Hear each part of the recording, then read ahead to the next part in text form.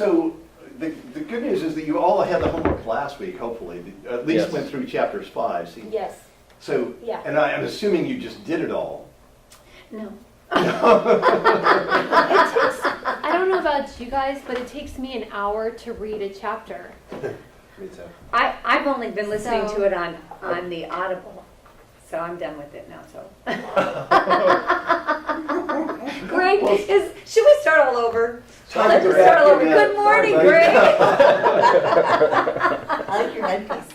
We're Don't be losers. discouraged. I know, please. Okay, so What are your we'll start with chapter 4, reviewing, identifying and expressing feelings. Yes. And then we'll talk about 5 and maybe 6, just depending on it. Because to me, this is really understanding the 4 steps of nonviolent communication. Yeah. If you can really internalize those, they make a huge difference. So, anybody want to tell me what the 4 steps of NVC really are? I can tell you the first one is to observe without evaluating. Evaluate. Wait, Oops. I just Wait, read it. I you just just read said it. You just said it. No, the I complete didn't. opposite of what he I just just said. read it. I read it last night on my homework. Evaluate. Just The to second observe. Hold on. It's, I think it's O is the. Express our feelings. Observing, feeling, needing, and requesting. Yes. So make an observation without evaluation. Mhm. Then, what's the next step? Feeling. So How does it now make you feel? feeling. The So underlying feeling. now, whose feelings are we paying attention to? Ours. Ours. No? There's a pause. No, because you're not supposed to internalize. So- their- Oh, you're right. right. So, and this is one of those things that I think that we need to think about, because we do need to be paying attention to our feelings, but who else's feelings do we need to pay attention to? The person with Their the underlying feeling. feelings. Oh, what their needs are. Oh, So- got it. If communication is coming at us, Okay. and the communication is not overly positive, if we can get behind and say, I wonder what they're feeling Oh, yeah. and needs are behind that communication, we can probably deal with that communication much more effectively. If we are communicating and we are not coming across the way we want to, the more we can get in touch with our feelings and needs at that point in time, the better off we're going to be. So we're going to make an observation, we're going to observe what is happening. Then we're going to get in touch with our feelings, and what's the next step? Needs. Needs. Needs. What's the need behind that feeling? What's driving that?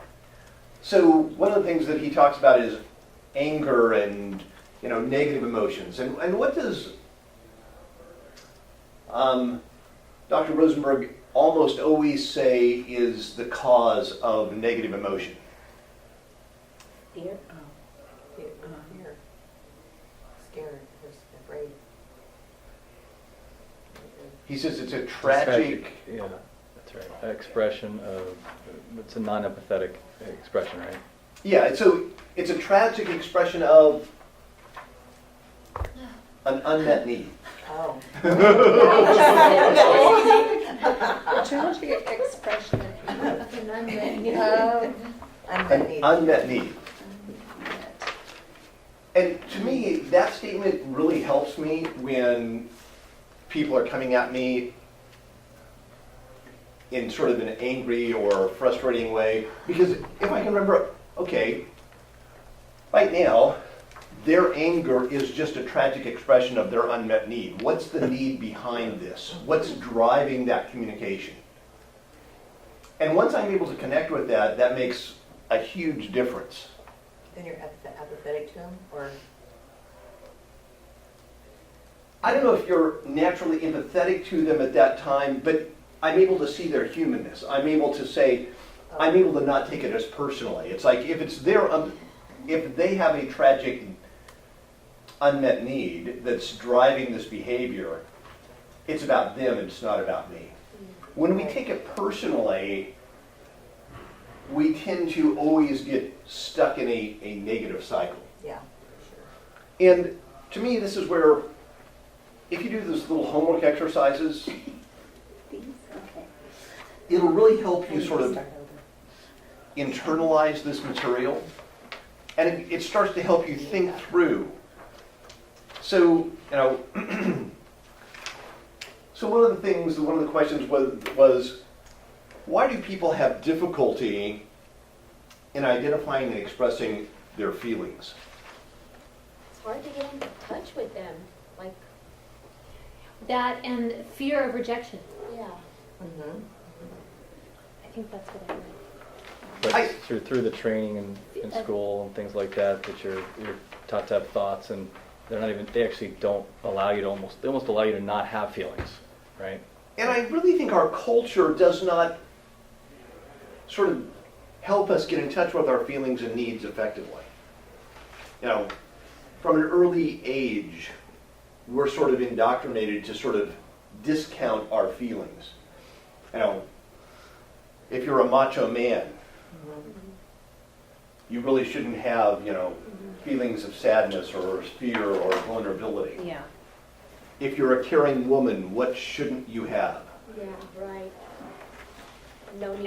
Anger. No needs. No Right, needs. no Yeah. needs, It's yeah. everybody else before you. Yeah. So put everybody else first, and when you're denying your needs, what does that do to your feelings? Hurt your feelings. Makes you feel Pushes them unimportant. aside. Pushes them down, yeah. Pushes them down. That's why, we tend to live in a society where people aren't in touch with their feelings and needs. And this is one of the things when you're talking with somebody that has not been educated with nonviolent communication, it can take a while, and you need to have patience for them to get in touch with their feelings and needs. And this is one of the most important things to do, but I found it's well worth it if you take that time. But it's going to be required of you, because other people just aren't naturally, when you ask them, well, so tell me, what are you feeling? Now, in the book they give some examples. Most people, when you ask them for their feelings, what do they actually tell you? They're fine. Or an evaluation. They give you an evaluation or a diagnosis. Well, I'm feeling that they shouldn't be that way. Now, Is that really a feeling? can you give me an example of that? That explains what. So, if somebody is playing their music really loud, and you're frustrated with it, and you're getting angry, and somebody says, how are you feeling? Well, that person shouldn't do that. That's inconsiderate of them, or that shows a personality disorder or something like that. That's not a feeling, it's a diagnosis of the other person. It's not really what they're feeling. What they're feeling is irritation, frustration, something. But notice most of the time we don't really get in touch with our feelings without judging somebody else. Right. So that's where we need to have that practice and just being aware of our own feelings. And I think we talked about this briefly last week, really being aware of what our feelings are. Just getting aware of our feeling language so that we can get in touch with our feelings and trying to, so in our own experience, we can separate out what are we really feeling versus what are we thinking. And separating feelings and thoughts are so important. Robin talked about this last week. This is why it's so careful. We've got to be so careful not to go into our heads automatically. So,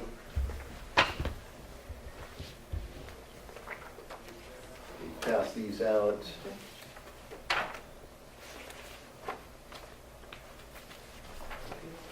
Thank you. Since I was nervous that you wouldn't bring your homework.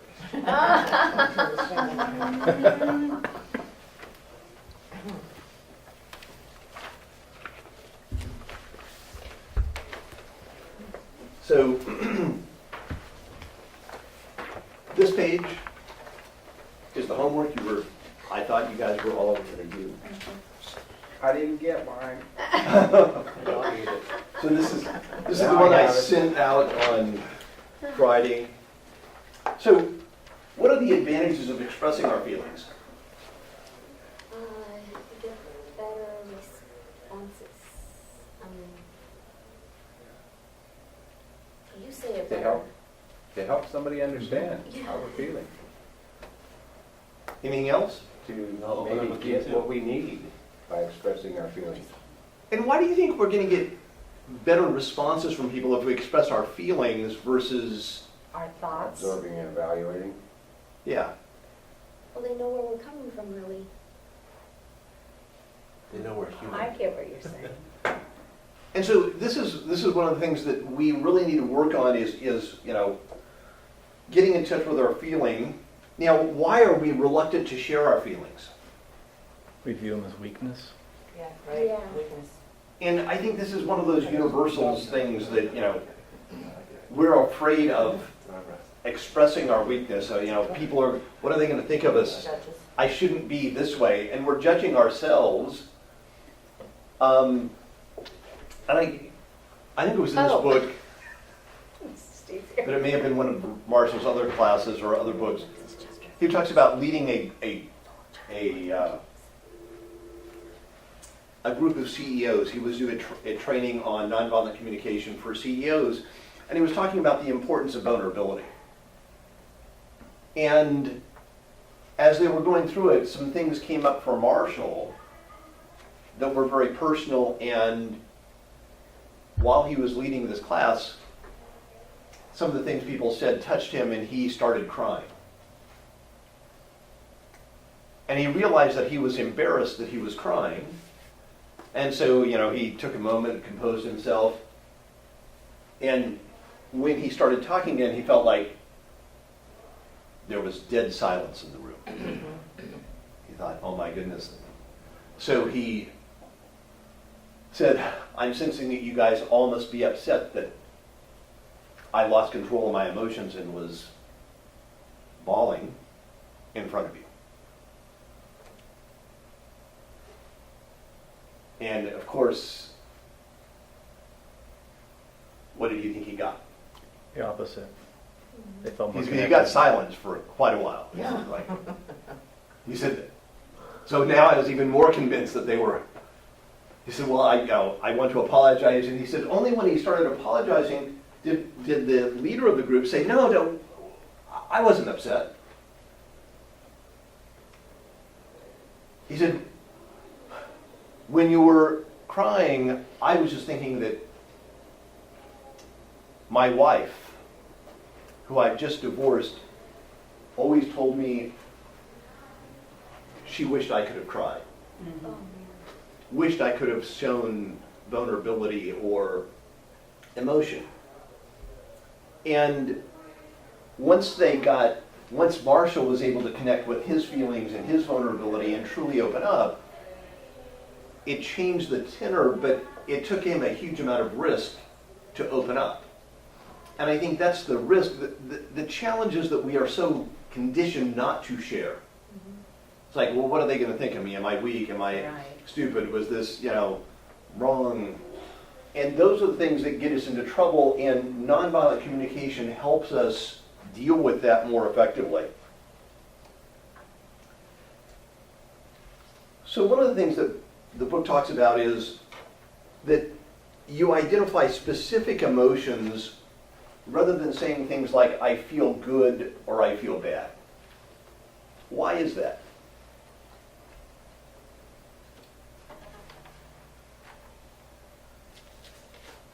What would your best guess be?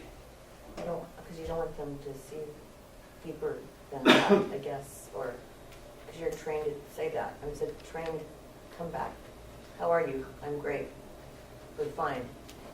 So, but even in being aware of your own emotions, why do you want to not just sort of say, I'm feeling bad? Why should you take it down and really try and get in touch with what you're feeling? What specific emotion?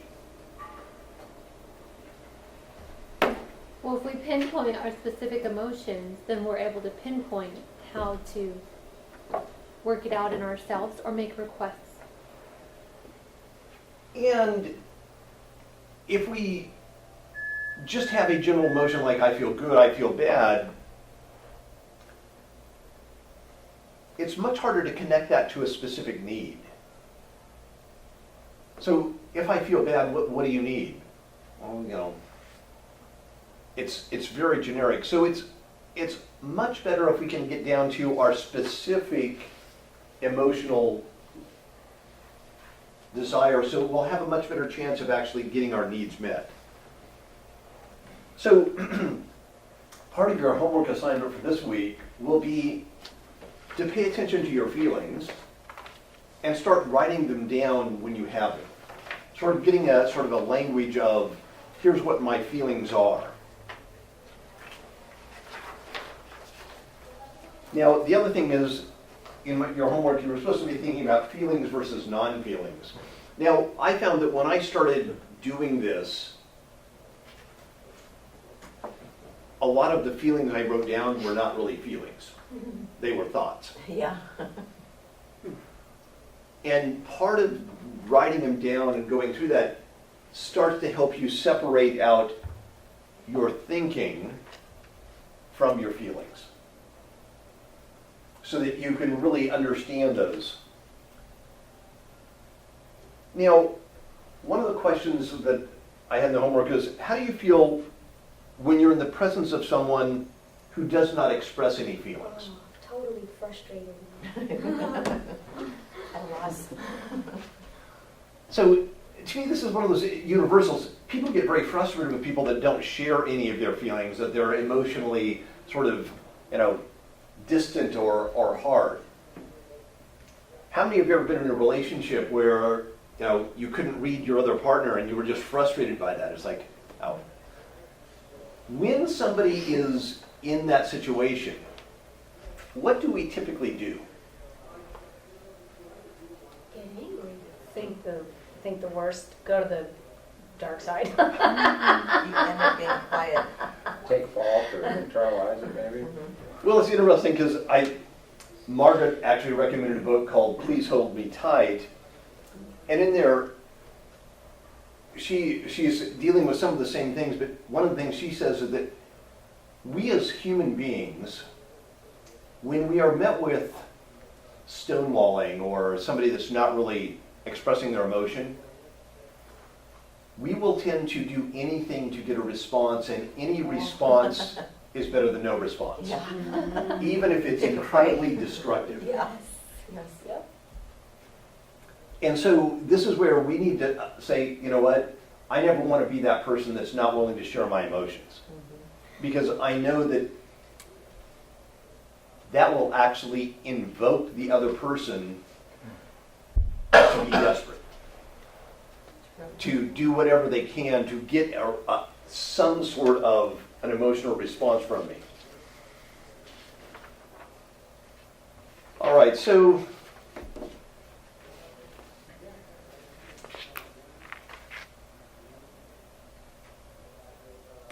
where are you guys in the book? Chapter 6. Most of you. Up to Chapter 7, six. right? You're up to chapter 6. So let's, We finished it, yeah. I finished chapter 6. okay, so let's talk about chapter 5 then. Let's sort of go through that. What was your big takeaways from chapter 5? And this is taking responsibility for our feelings. Any insights, takeaways?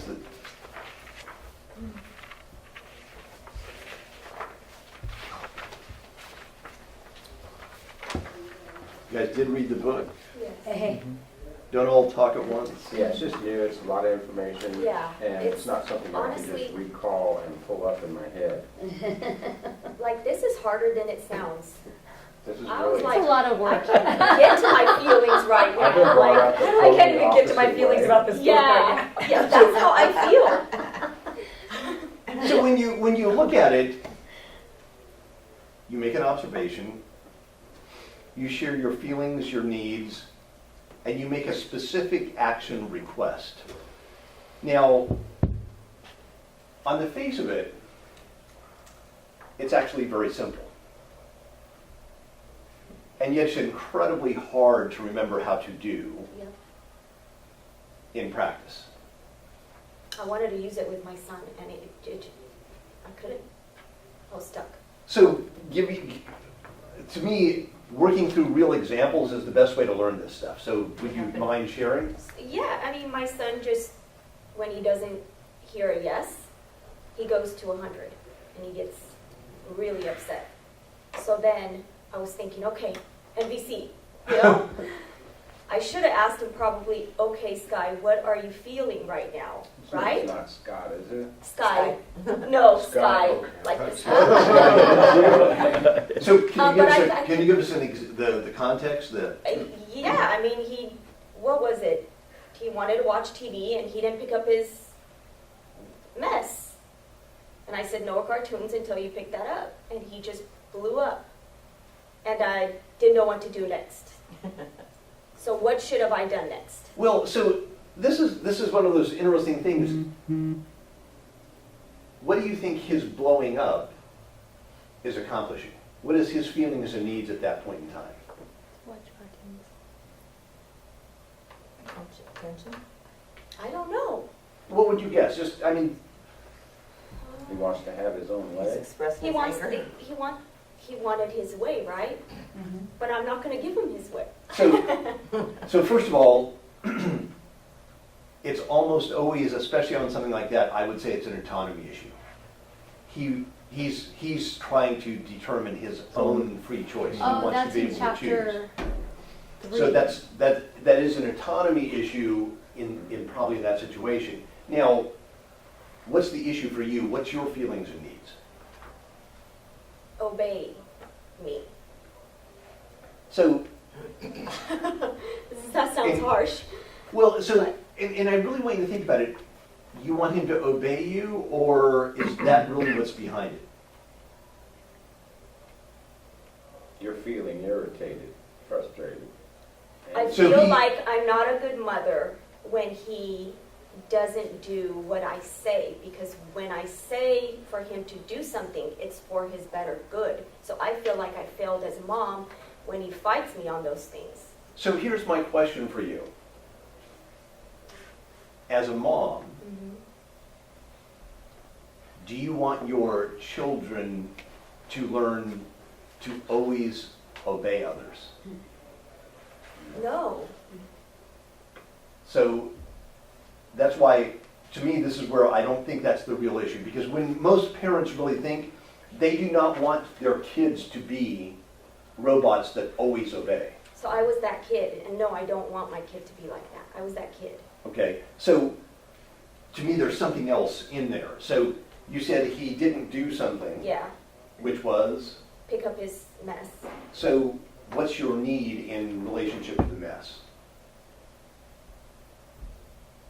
What's my need? Mhm. I don't know. But that he listens to me, right? Well, That- so most of us. See, it's hard to get in touch with. Well, so most of us haven't, this is why this is hard to do, because most of us haven't taken the time to go back and really think, what is my need here? So do you have a need for order Yes. and cleanliness in your Yes, house? yes. Okay, so to me, that's more what I heard. But Okay. now I'm just guessing from Yes. hearing people. Yes, I like things neat because then you don't feel jumbled up in your mind, you know? You can, So you have a need for order, yes, a feeling of comfortableness in your own home. yes. When your son has a huge mess, you can't relax. You Yes. can't feel comfortable. I'm not relaxed. That's it. Because So- I've got something to do. So how can I sit down and relax? There's your need. So here's my question. Would you think Sky would have a better time hearing you say, listen, Mommy has a need for organization and comfort, and when I see this mess, I can't relax. That's really the bottom line. Yeah, because that's how he kind of communicates with me. And he left me speechless the other day. He said, Mom, I don't mind, he's almost 5. I don't mind you discipline me, but can you not be mad while you're disciplining me? Yeah, So a 5-year-old told me that, and I was just floored. Wow. I wanted to cry. Well, He's 5 in December. Wow. so the wonderful thing about, I find, between 3 and 5-year-old is that they tend to live much more openly and honestly. It's like what comes out of there's no filters, there's no judgments, it's just coming out. And to me, that's why they're such great people to learn from, because they're in touch with their feelings. So you got to start them on this now. So he's doing this, but Well, yeah, I naturally. can't connect to do the same back. Because we've been so programmed to, push those down.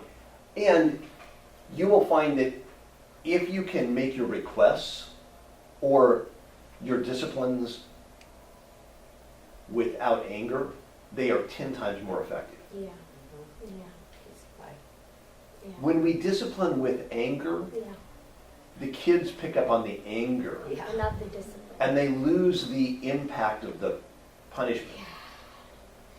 The other thing is that when he blows up, understand in the past, what has that blow up probably accomplished? Well, we get nowhere. We get nowhere, absolutely nowhere. Nothing ends up, he resists, he's like, no, I'm not gonna do it. And we both feel bad, and then I go and I settle him down and Mommy's really sorry, he's really sorry, and then nothing gets accomplished, but we kind of cool off that way. So that's how it goes every single time. He gets And why do we do it every single time, I don't know. So, Mommy feels guilty for getting angry. Oh, yeah. Yeah. And he That's why you do it He every probably, single time. he gets frustrated to the max now because he's seen me do that, probably, right? well, so It's a they're reflection. really good at emulating, but notice we just talked about, it's like no response. Yeah, We're going to do anything we can to get some response from it. So he knows he can. Kids are incredibly good at figuring out how to push our buttons. And so the question is, how can you stop him from pushing the buttons? I love this exercise. How do you? I guess it's Say that explain to again. him what my needs How do you are. stop your kids from pushing your buttons? If she explained her needs, would he stop doing that? If you just get in touch with your needs, see, because you're interpreting this as, I want him to obey me. Yeah, No, I have a need for organization, for relaxation, for comfort. As soon as you get in touch with those, you are going to be much more emotionally able to watch his blow up as a blow up. He's doing his best to guilt me right now. Yeah. That's exactly his need, is to guilt you Mm-hmm. and get you to comfort him. And I appreciate his willingness to commit to his autonomy and to be an independent thinker. Gosh, it's going to be fun to watch this. Oh my Like gosh. the day of the zoo. Jeez. And then here we have the monkey cage. But notice just by thinking to say, well, I wonder what his feelings and needs are. He has some need for autonomy. He has a need to decide for himself. And now you say, but I have a need for order. And now you say, okay, now you have some need for autonomy. I have a need for order and this. And now say, listen, verbalize that to him. So if you want to watch TV right now, what's the fastest way for you to watch TV? You have a choice. You can pick up your clothes or you can go be frustrated. And if you're frustrated, I don't want to be in earshot of you, so you have to be frustrated in your bed. Because mommy doesn't want to see an upset child. You have a choice. Do you want to do it here or do you want to do it in your bedroom? Now notice what you're doing. You're feeding his choice for autonomy. You're giving him what he needs. Oh, I'm giving You're giving him two choices. Yeah, And choices that you can live with. Yes. that's good. The key with a parent is always to figure out, how do I give my kids choices that I as a parent can live with? never give them a choice that you can't live with. This is where you get into massive trouble. Oh my gosh. If you, and in our frustration and anger, we tend to give them choices that we can't live with. If you don't finish your meal here in McDonald's, I'm going to leave you here. Yeah, yeah. Exactly, yep. Can't really do that. That's ridiculous. They know that's an empty threat. Yeah. They know that you aren't going to leave You're them going to there. jail. They're going to jail. So this is where you've got to give them choices that, you know, listen, now, you have a choice. You can leave McDonald's hungry or not hungry. We're leaving in 5 minutes, whether you finish your meal or not finish your meal. It's your choice. Now, if your kids miss a meal and are physically hungry, will that harm them? No. No. So can you live with that choice? Yeah. Sure. If you say, listen, we're going to leave in 5 minutes whether you finish your meal, so you have a choice. You can leave hungry or not hungry. And now they don't eat. You don't get upset. But now 5 minutes later you leave. They say, well, we're leaving. I haven't finished my meal. That's okay. You had your 5 minutes and you throw it away. And that night when they're hungry and say, Mom, can I have some food? What are you going to do? I gave Go you the back to choice. choice they made. Say, oh, gosh, you know, when I'm at McDonald's and I don't eat my dinner and I'm hungry that night, it's really painful. I bet you're going to be excited about breakfast in the morning. I think every parent needs to take psychology Be the 101. first one up in the Can't we house. just take their food with them?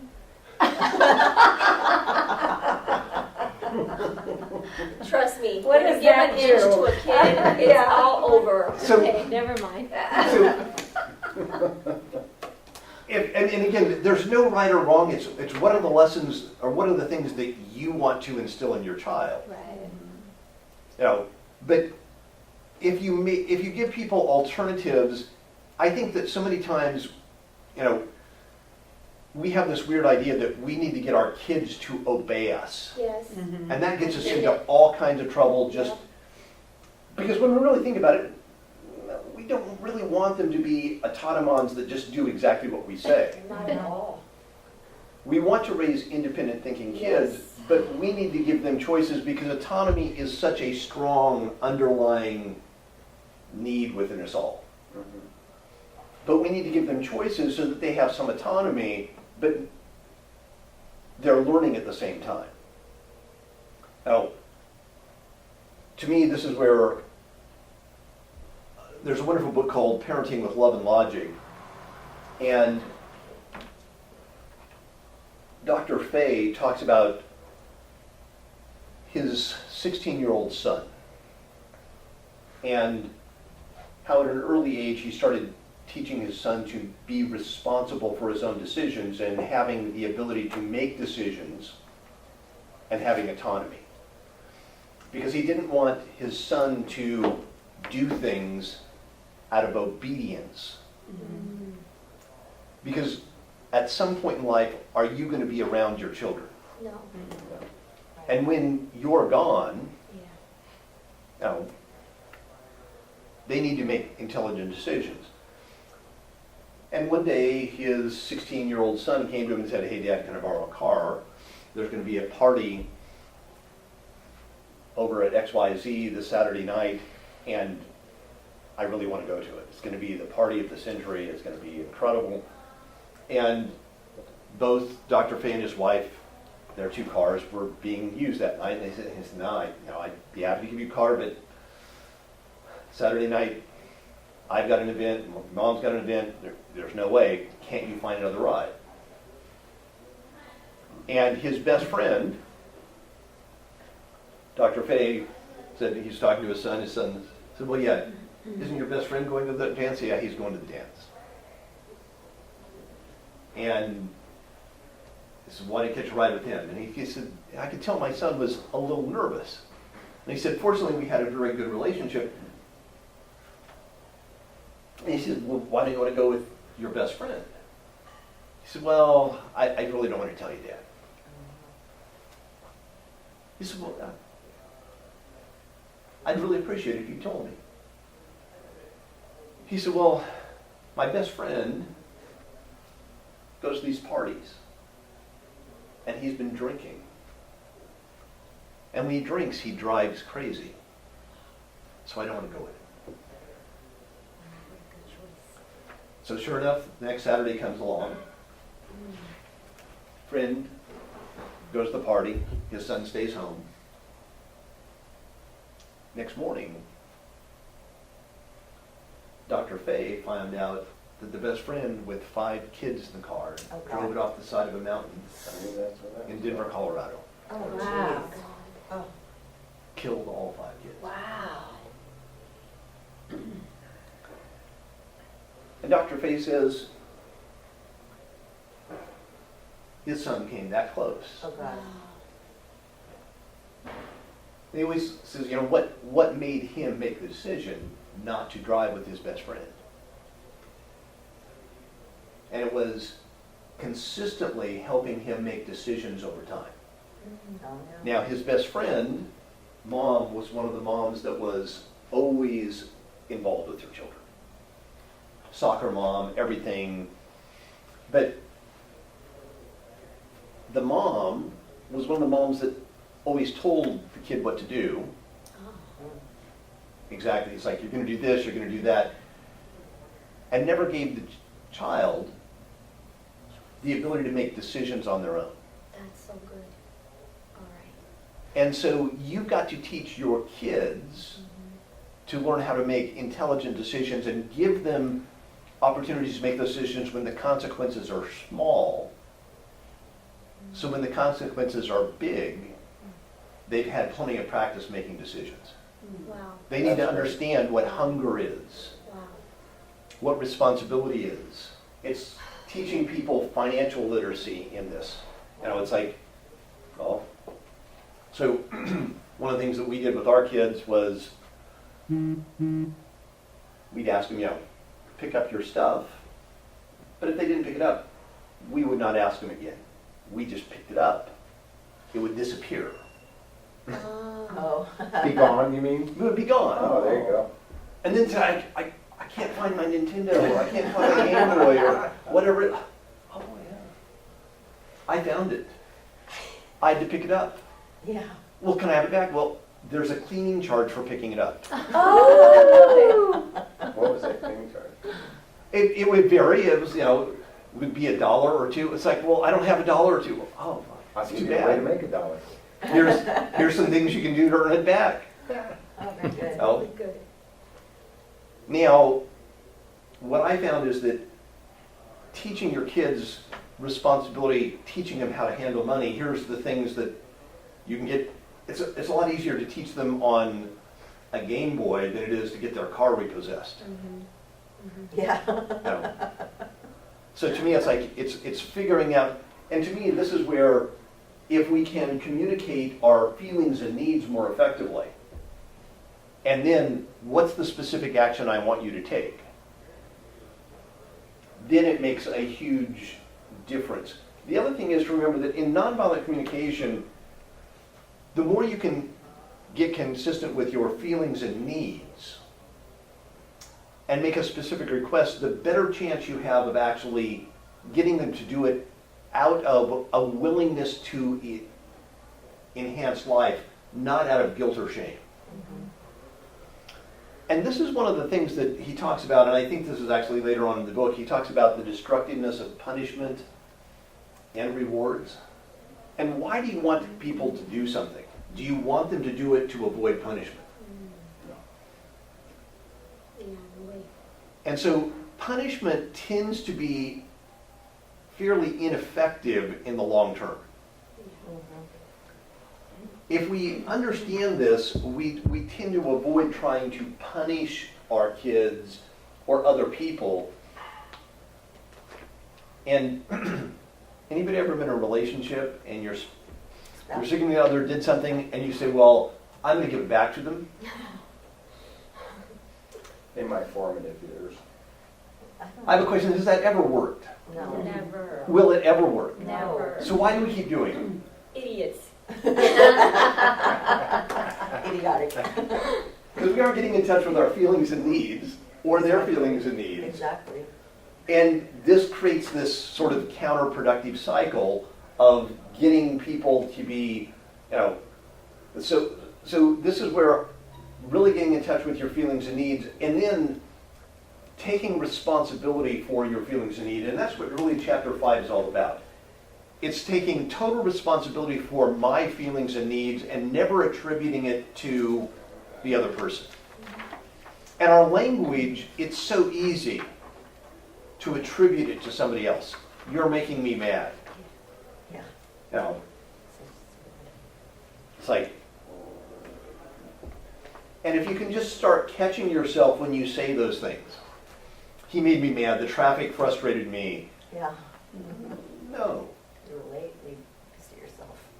See, if you think about it, you realize that's even crazy talking. I mean, does traffic wake up and say, oh, let me go frustrate Lisa today?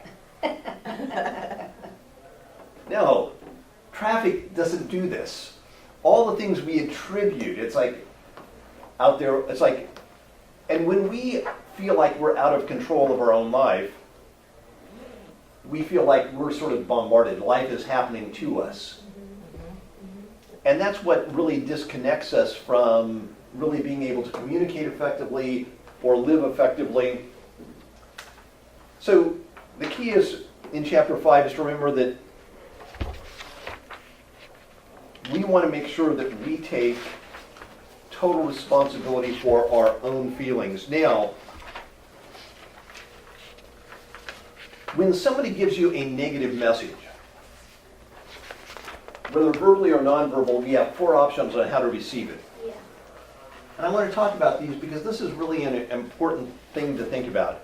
So option 1 is that we can take it personally. Okay. We can hear blame and criticism. Okay. And when we take something personally, what does that tend to do to our ability to respond positively?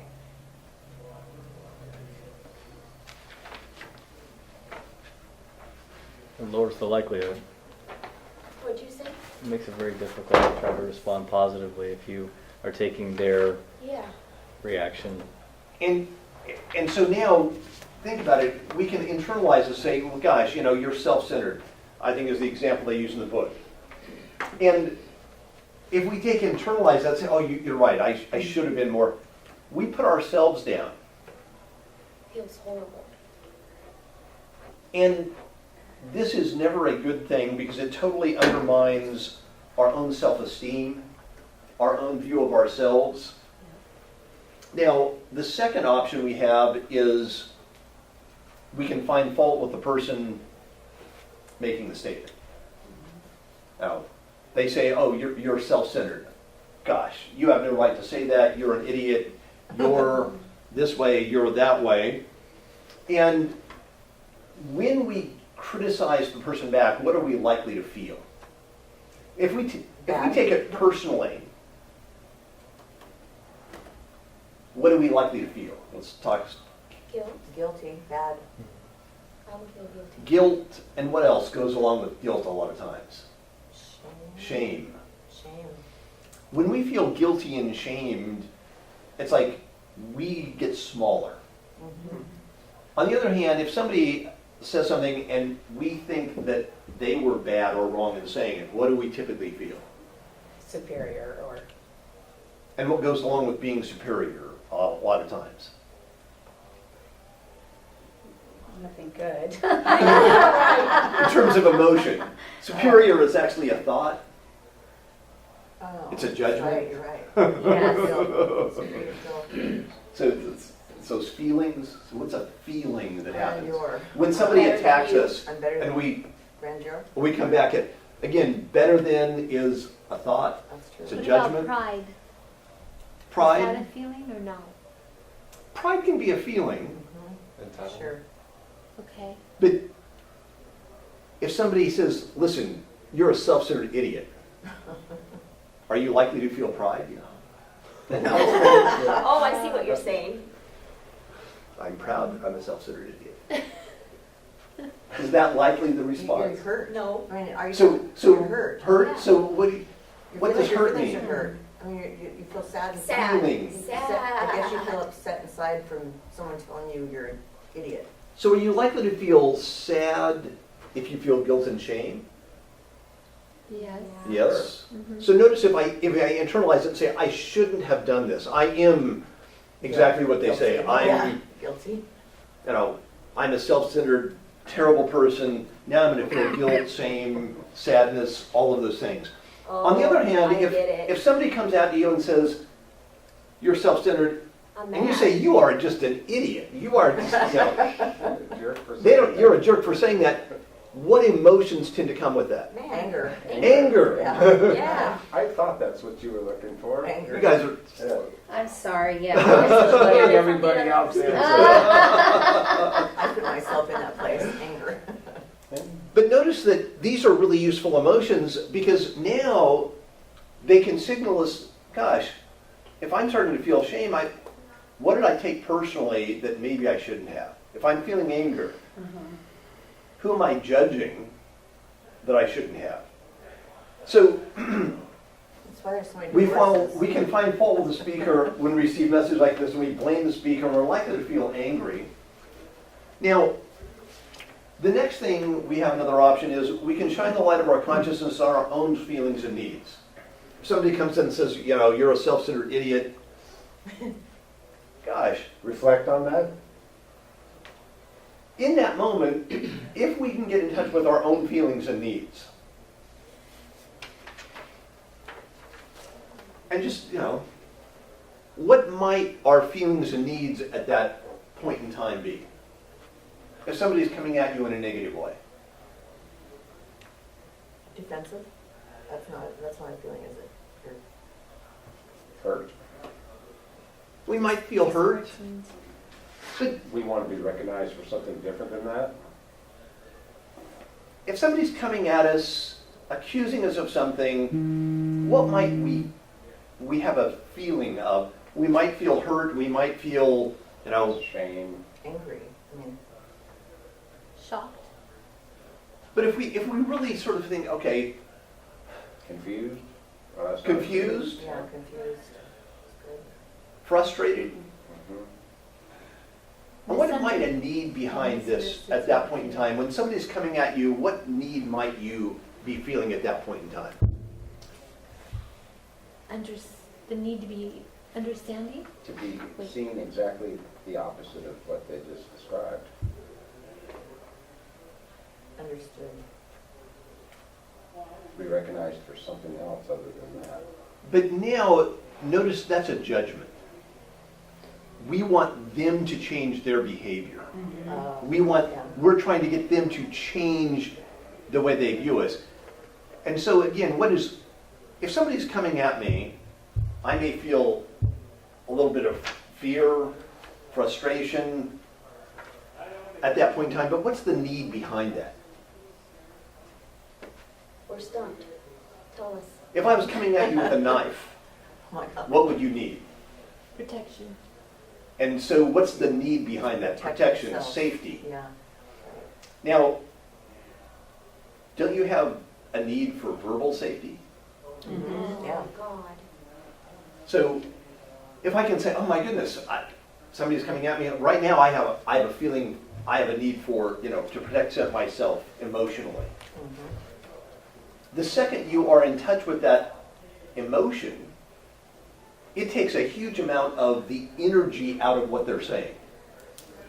Just you being aware of, gosh, right now I'm feeling afraid, I'm feeling defensive.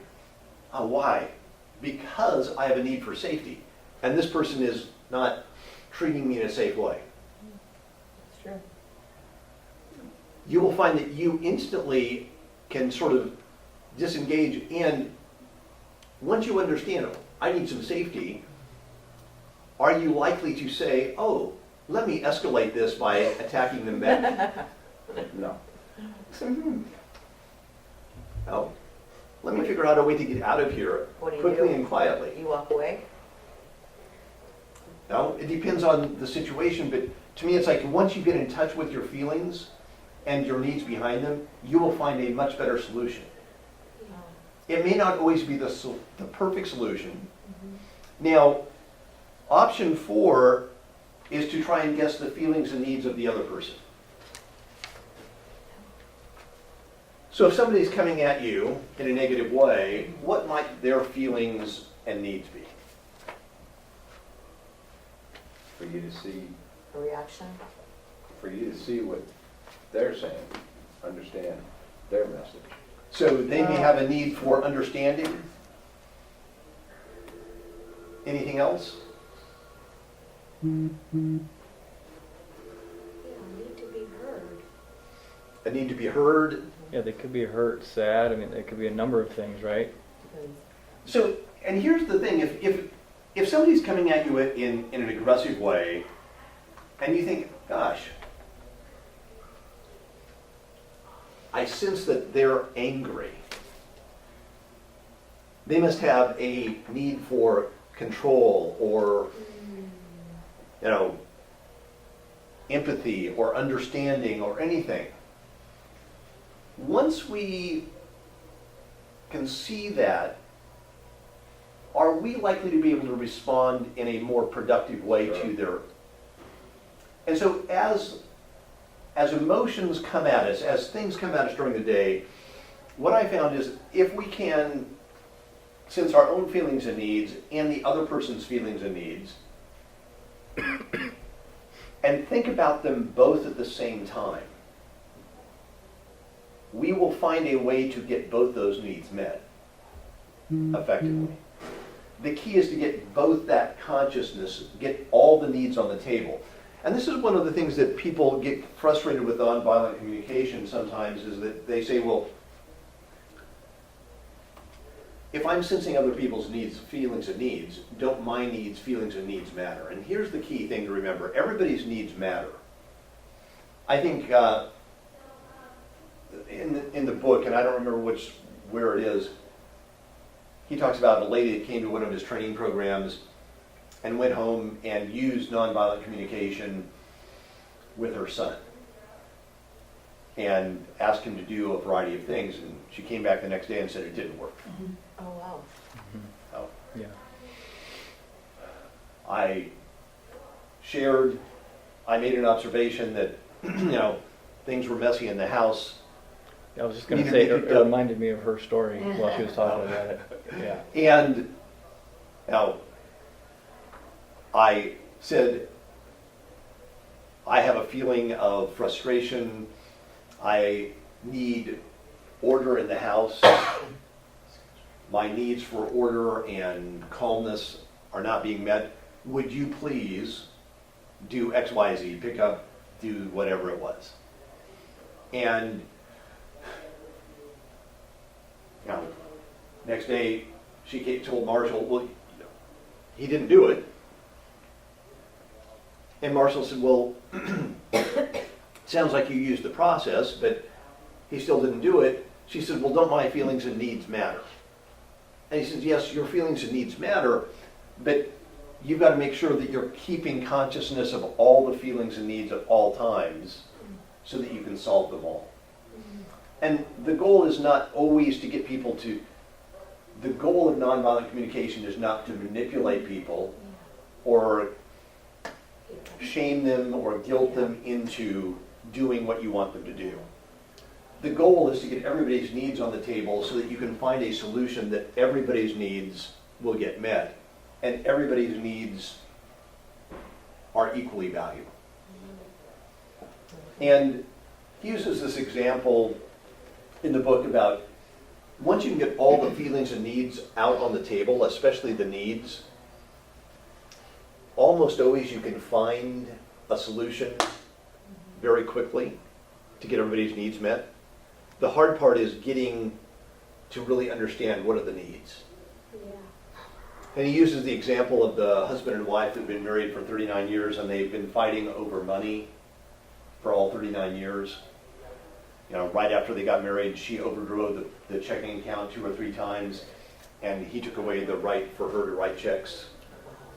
And they've been fighting over money for most of their marriage. And Marshall said, well, if you can each understand what the other person needs in relationship to the issue, we can solve it very quickly.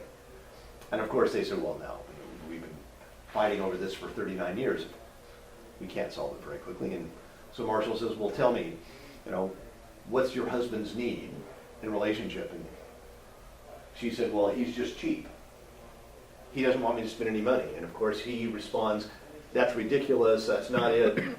And first of all, is being cheap a need? No. So what's his need? Security. Security Or- in relationship to money. Or controlling. So Marshall says, well, he's listening for the need behind these statements of things. Now, is your need for financial security for the family? Well, yes, that's exactly what I'm saying. Well, no, that's not what he said, but that's what he was needing behind it. And so he asked the husband, what's your wife's need in relationship to money?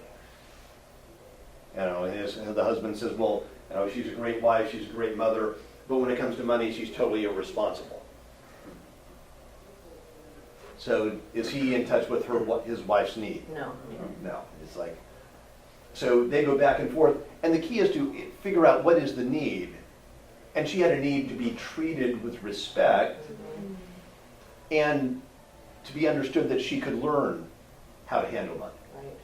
So once they both could get the needs on the table, they found a solution very quickly for something they'd been fighting about for 39 years. Wow. He wasn't being controlling, huh?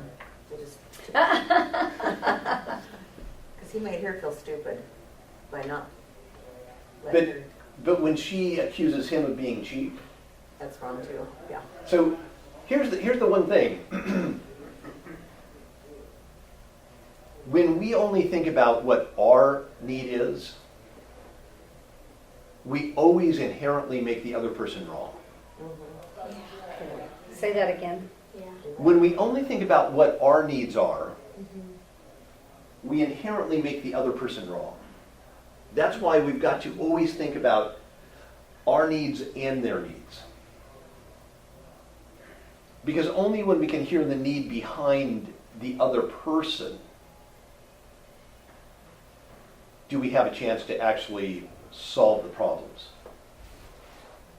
So as you go through the week, think about, as communication comes at you, are you blaming people? Are you accusing them? Or are you sensing your feelings and needs? Are you sensing their feelings and needs?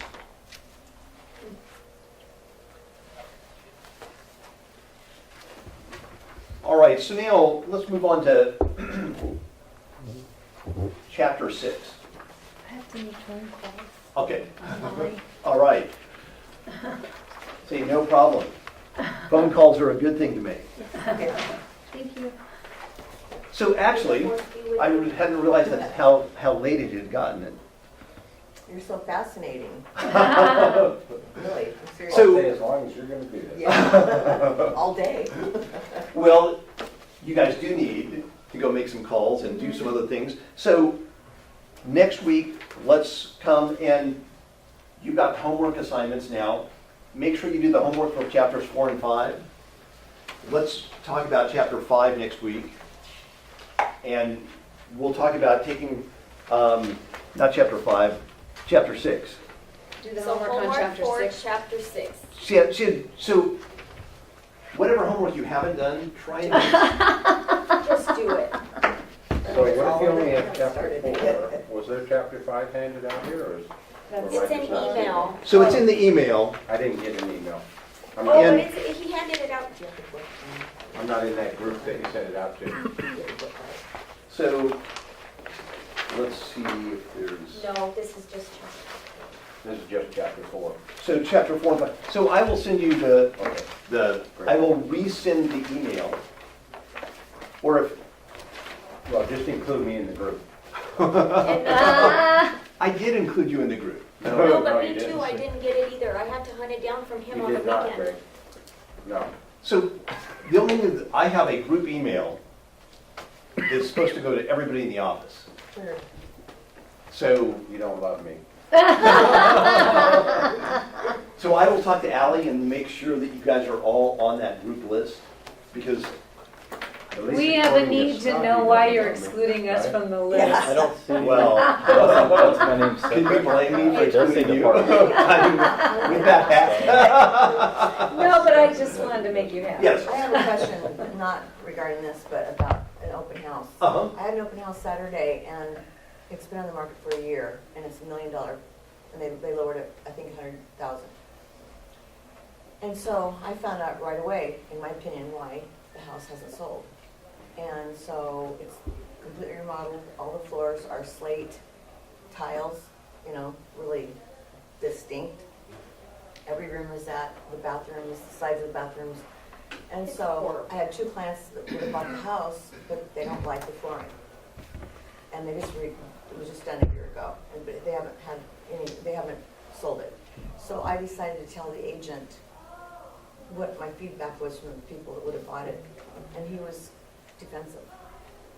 Is that, I mean, wouldn't you want to know if it was your listing, the feedback? So here's my question. Do you think the agent didn't know? See, I think he did. I said, haven't you had this before? We talked about it, and I can't remember what he said, but he's like, you know, it'll sell eventually. That's what he said. So in part of it is that his defensiveness, so what do you think that is? What's his feelings I and insulted needs? him, I guess, but it's not his house, but. So again, see, this is where I want you to get in touch with your feelings I and know, needs, right. not your thoughts. Okay, so what my feelings were, Yeah. I could have sold the house, and I'm kind of upset about it because he just pushed it out like that. I don't know, what are my feelings? So and I what's, just your, wanna what's, let him what's know. your need in that I situation? want him to sell the house. I told him, I said, I want to sell the house, I want you to sell the house. It's been sitting here for over 12 months, just sitting. And, you know, and what is my need? That's To where let you've him got to get know in touch that, with it. to let him know that he could make money on that quickly, and the sellers could move on. So, what do you think his feelings and needs were when he got defensive?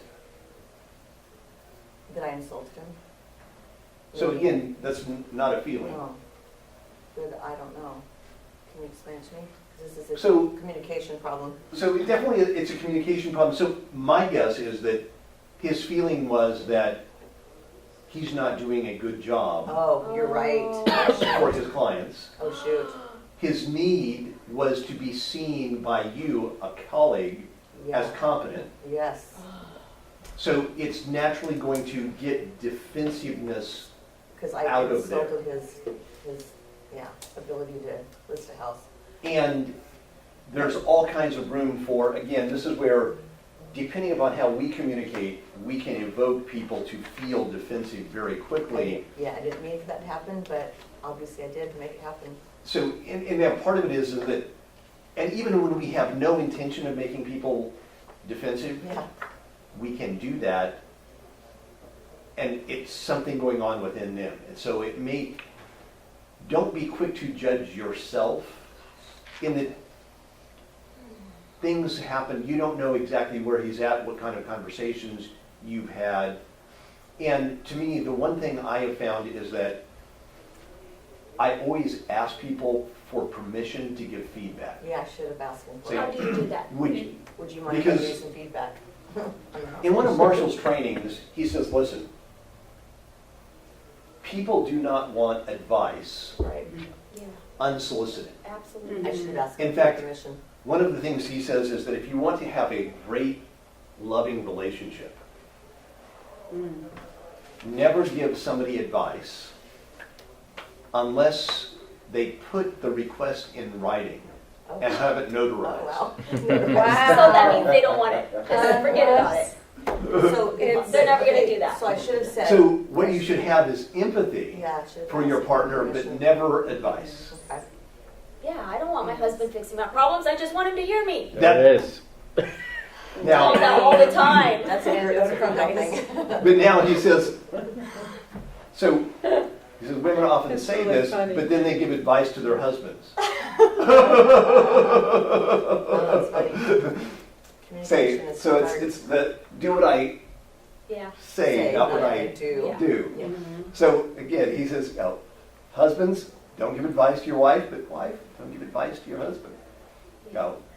It's one of those things where asking people for advice, that a lot of people ask for advice that they wanted, and then they start debating with you. Yeah, exactly. I was thinking, okay, you asked me for advice, and then you're Now going to you're debate it with debating. me. So were you really asking for advice, or Not did really. you want to just be Yeah.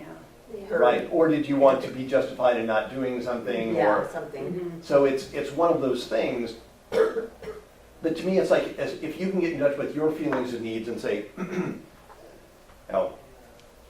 I have a feeling that I'd like to be helpful to this agent because I have a need to promote our industry, to be a productive agent.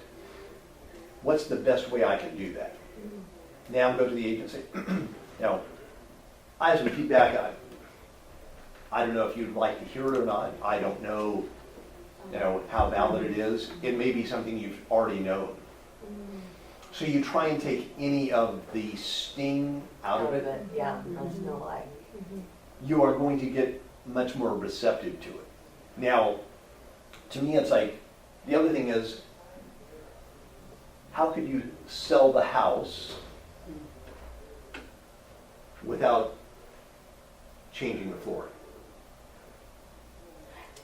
So that's another question like I would have. So to be a good agent for your seller, do you have a To talk be a with good them? agent for the buyer. The buyer, it's my So if you have a buyer, and Yeah. their only objection is, gosh, I'd buy this house, but the Exactly. flooring is not good. $20,000 is actually what it would be to replace it. How probably. much? About 20 grand.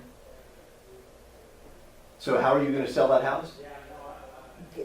Ask for a reduction of 20 grand and have them put hardwoods in. Or they can just pick their own, it's on you. So have a $20,000 Instead of flooring 100. allowance. That's Make the why, offer. that's what I thought Yeah. too. That's why I said to my clients, I said, you know what? If we could put in $20,000 allowance and put before it's brand new, no one's living there. No one's lived there. And you can Before you move pick it- in, you could do your floors and hardwoods. It'd be a big mess, but they could do it for sure. I mean, I think that's what I offered. I agree. I mean, I just, Now, what's? I saw a house in Huntington Beach. My wife and I were just walking by. It's a brand new one. They just finished it. And we were walking by it on Saturday morning, and there was a lockbox. And I opened it, and we went in. And it's a beautiful house, 4,200 square feet, everything, a lot of really great features. And the kitchen, the marble in the kitchen is this atrocious Oh, God. blue. Oh, no. Oh my God. Why would they do that? I thought, oh my goodness. Of all things, And in the flyer, it says custom countertops. blue countertops of some weird marble imported from Italy. I'm sure it cost them a fortune. Azure. And of course, my wife, whose background is interior design, looks at it and says, who put blue in a kitchen? Don't they know blue makes all food unattractive, Yes, it does. unappealing? Yes. It's like, this is like the absolute worst color to put into a kitchen. And she couldn't get beyond the blue at all. Yeah, I get it. And she said, you should call that agent. And like me. But can I ask you a question for Sure. the new agents in here? What I'm wondering is, so the agent that is at this, that has this house, Listing that's agent. listing it. Yeah, listing agent. Are you a good agent if you let it just not have that talk of the feedback with your sellers for a year and you just No. let it sit? No. So that's not the way to go about it, right? No, if you're a good agent, you're going to have that. If there's really unusual, what I call personal tastes, you need to have that conversation. Sooner rather than later, That's right? what I Yes. could help him with, but he was Okay. defensive. All right. And he said they have 5 other houses, they're wealthy, they don't, I go, really, but gosh, 12 months. And he said they're gonna take it off the market and then put it back on for first team only, 3 months later. And, you never know, and some people do make poor decisions, or decisions that we don't agree with, but they're decisions for them. It's Yeah. what their values and needs are Exactly. different than ours. Exactly. And so we can't judge them and say they're good and bad. As a good agent, you want to have a conversation with any seller that has very unusual tastes that could be a problem in selling it. So let me ask you, Greg, what could her second conversation with this agent be? That already has his back up on the wall and is feeling defensive and Yeah, felt should like ask he was being permission. attacked. Lisa, this is not for you. You're seasoned. No, this is totally for me. Are you kidding? I'm always coming to Greg going, how do I say this? Once you've Made a irritated blunder. them, I Yeah. I made the blunder, Once you've irritated them. which I did. How did she repair that? so to me, it's like you just repair the relationship. You just apologize, say, hey, I just want to apologize. I realize I was out of place for stepping over the bounds. I didn't even ask whether you wanted the feedback. Yeah. I Yeah. really do Do you think respect is what it too you late to do. tell him that now? No, say No, that. no, You you today, need to call go him. back. It's never I too said late. I could have sold the Call house him. if it would have. No. No, now, No, I didn't. No, Don't, No, no, you don't know now- if you could have sold now that you're putting him house, back Jill. down. You don't know if you could have sold that house, so, and you can't say, no. Oh, Do you that's see what how- I'm saying. That's too, okay. Yeah. Got You it. don't know see, if you could that sell that means For sure, yeah. you judge that you're superior. Yes, that's it. That's what got his dander. That's what has his We're trying to dander meet everybody's needs. Yeah. So, Right. and So, this is, yeah. whenever we elevate ourselves, it's like, that's when we tend to get into trouble with our communication. Correct. I did have Sure. 2 interested people. Don't try to elevate yourself. Yeah, thank And- you. So to me, Good it's like, feedback. Joe, Let them do that for you. To elevate. So I'll call him and All say, right. listen, so here's the good news is that the more we work on nonviolent communication, the more effective your communication will be in so many areas of your life. I mean, I found that it's an ongoing process. It's one of those things that I don't think you ever totally master, but you just keep working on it. But it really does make a difference the more you Yeah, work on it. I'm excited. Yeah. All right, go sell some Thank real you, estate. Greg. Thank you.